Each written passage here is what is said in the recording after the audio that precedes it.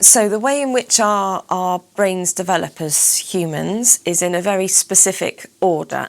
So they develop from the inside to the outside and from the bottom around to the top.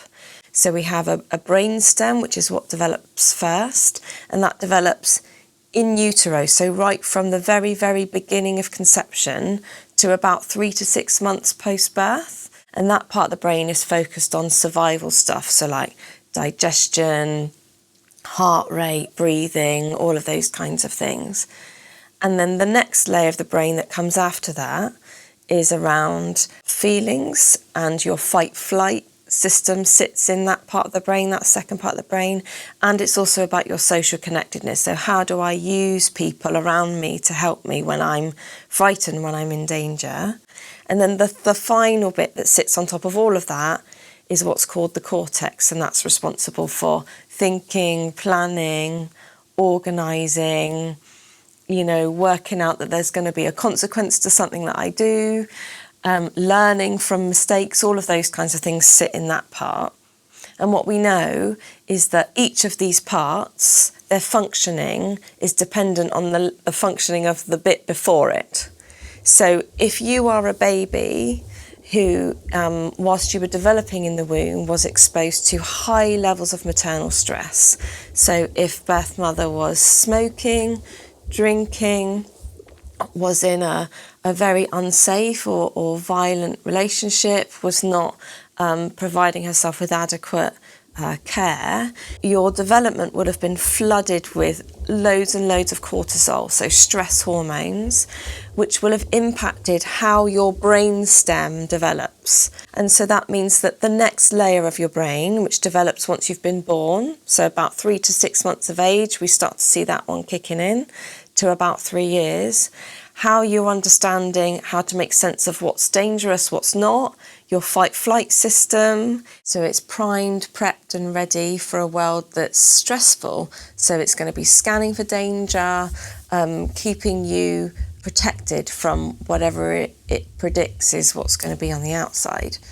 Which means that the next layer of your brain development, which is reliant on your brain stem, will be similarly scanning the world and prepped for danger. So your fight-flight mechanism, which is what sits in that layer, will be more easily activated. So you're going to be finding yourself more easily in threat zones. So you're going to interpret things as being really dangerous or frightening because your brain is telling you this is scary, even when it might not be.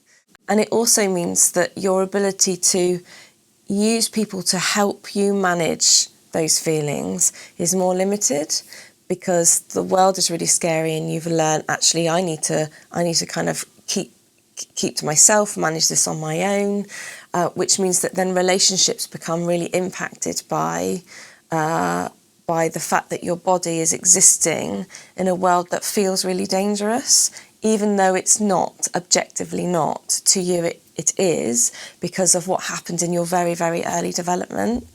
The cortex, which sits right at the front of your head, that's also dependent on the previous 2 layers of your brain development. So if you have a brain stem that's activated, is quite stressed, your heart rate's really high, you can't really digest your food very well, your pulse rate's running really fast, and then your fight-flight system's kicking in, so you're primed and ready to run or fight, your cortex will switch off.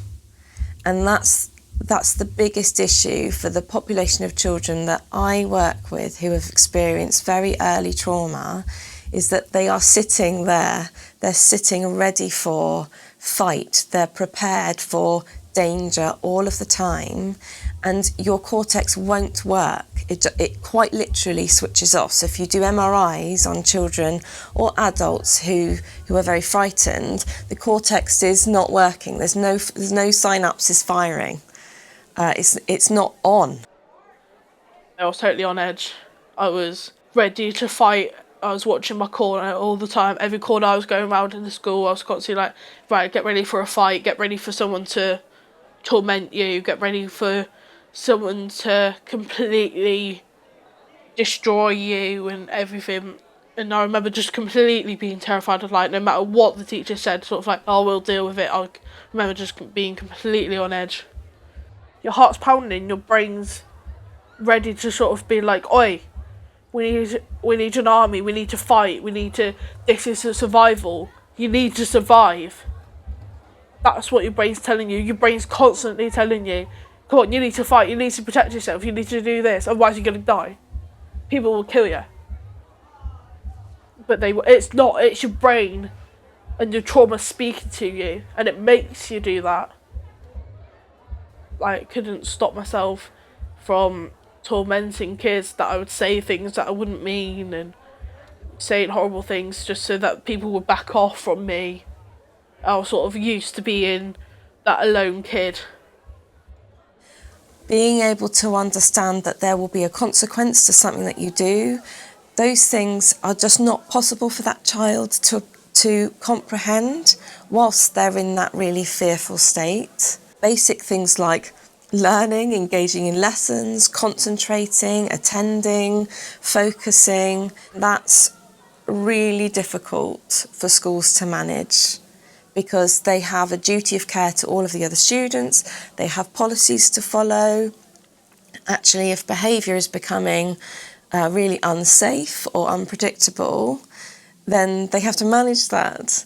But that behaviour is there because this child is really dysregulated and really frightened, and helping them think through their actions, learn from their consequences, just won't work when they're in that state.